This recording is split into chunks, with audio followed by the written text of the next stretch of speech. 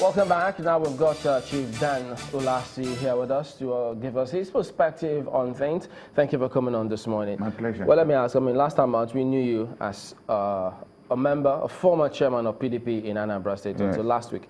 Are you still a member? I resigned about a week ago. From the PDP? From the PDP. And I have no intention of joining any other party. But I'll support whatever candidate or whoever I think will have a developmental effect on my state. So what party are you in? I'm not, that's what I just said, I'm in no party. No party? But I'm just supporting the governor of Anambra State because of his antecedents and what he's doing for our You're people. supporting the current governor? Yes, I'm supporting the current governor. But you heard that the PDP just left here. He says, well, contrary to what a lot of people believe that is going on, is just in the media, and there's really nothing on ground, no continuity to show for it. Well, you know, J.J. Martin is a very close friend of mine. Very close, and when I say very close... You all seem to be friends. Yes, in politics. Because most of them have followed me politically for a very long time. And I find it difficult to be personal because there's no reason why I should be personal. Yesterday I had a program on AIT, and it was surprising to me that by 12 midnight I received more than 500 calls. If I give you my phone, the number of texts that came in from very distinguished citizens of Anambra State thanking me for at least shaping their view of what they are going to do. And amongst those callers was Peter B. He called me about 5 times yesterday. And on the 5th one, I answered him. He said, Oga, I thought we're in good terms, we have settled. I said, I have no problem with you. But Peter, I want to take you back to 12 years ago. And he kept quiet on telephone. I said, 12 years ago, you won a mandate in Anambra State, and it was stolen from you. And then I was chairman of PDP. We had a disagreement in government with Ngige, who was then governor. And I said, no. I had a press conference to say that you won the election. When I did that, Peter B, had I met you all my life? He said, no, sir. Only yesterday. I said, people think in this country, before you do anything, there must be something going behind the wheels. He said, I never met you. Late Jacob Nwokolo had to take you to come to my house. And I said, is it the Peter B? I never met you. I don't want to say all that has happened. But 4 years ago, most importantly, you brought out a young man. I don't want to say how that young man, who is now governor of Anambra, came out. It wasn't Peter who brought him out. It was Victor Man who brought him out, not Peter. But the governor supported him? Oh yeah, he had no alternative because he wanted an Obaze. I don't know what his business is with the Obazes. He wanted him at that time? At that time, yes. That was his prime choice.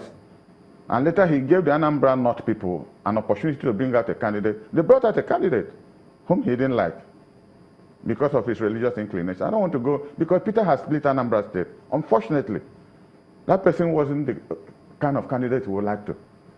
But 4 years ago, most importantly, people should have asked him. 4 years ago, this was a man, a chartered accountant, rose to the rank of executive director of a bank, and Peter took him all around Anambra State to be the best presentation anybody could have.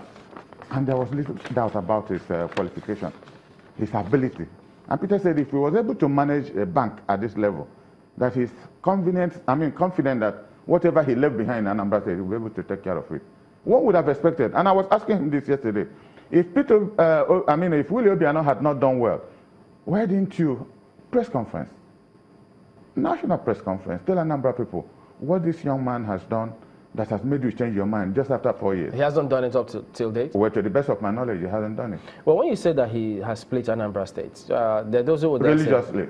Oh, you know, okay. We used to be a homogeneous Christian state. Now you talk about whether you're a Catholic or you're an Anglican or you're a Pentecostal. That is where we are degenerating now, and it's unfortunate. And he studied that politics. But most importantly, I asked him yesterday, or rather I told him yesterday, that the time Ojukwu said he will not go for a second term, Ojukwu refused this time Peter B going for a second term. A day after he went to Oka, Ojukwu went to Oka and raised, now senior advocate Emeka Etiaba, raised his hand up as the candidate for ABGA. Peter went, if I say he was crazy, it would be an understatement. Ojukwu refused to see him in his house. It took this same Victor to go to Ojukwu's house and prostrated. Because I called Ojukwu on telephone asking him, why are you doing this? Why did you go to Oka to raise the Emeka Etiaba's hand? He said it was his dead body, that this young man has been so disappointing that I should come to his house. And I came to his house and saw Victor lying on the floor. begging Ojukwu to allow Peter to complete his second term. We can't verify any of those now. No, but there are, apart from Ojukwu, he is dead. Victor Ume is alive, and because he was the one who took Peter and went back to Ojukwu's house. About this particular scenario now, these forthcoming elections and the goings on between the current governor and his predecessor, what do you think went wrong? Well, I was listening to my friend, and he hardly ever said what went wrong, other than Anambra. He said there's no continuity. Well, I didn't know what continuity meant, because he was Commissioner for Information. And I would like a situation where you people will bring him back, and probably I'll be around. Because he was Commissioner for Information. Go to ABS, and the newspaper of Anambra said when he was Commissioner, it was a sorry sight.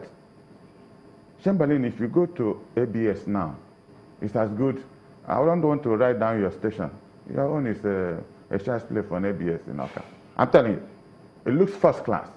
But he was there running around because you see, the concept of continuity, the concept of continuity. Oka was a glorified local government for 8 years. P2B was governor. If you're passing through Oka now, over flyovers, you wouldn't know when you pass Oka. So what is but most importantly, what was he saying, or what he said that look, he has some of the roads. That's freedom of expression. I'm coming first. You see, the governor, when he launched his mission statement and vision, he had 4 cardinal principles. One is agriculture, industrialization, trade and commerce, and then oil and gas. But he showed some enablers. You know, by the time Peter was governor, what was rife in Anambra State was kidnapping, armed robbery, all our big shots, nobody came home. But I tell you, in the past 4 years, people in Anambra sleep with their 2 eyes closed.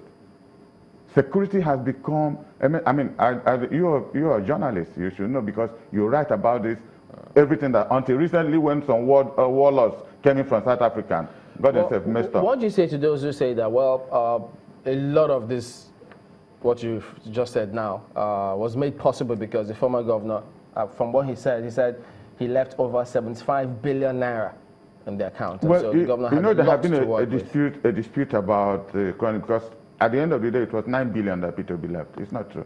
Not over 75 billion? That was falsehood. 9 billion, and I would like you to invite officials of the present government and invite Peter to tell us how this 9 billion was left. Because the claim, and I saw him claiming that P2B has no property anywhere in this country. This is the greatest fallacy of the 21st century. Peter owns a company called Next International. He's probably the biggest property owner in this country. I don't talk of the big shopping mall in Abuja. His younger brother controls everything he did. Is there anyone in Anambra? Oh yes, there's ShopRite he has at Onisha. Everything about ShopRite is P2B. He annexed a land in my town through an offshore company, and he's building something there now.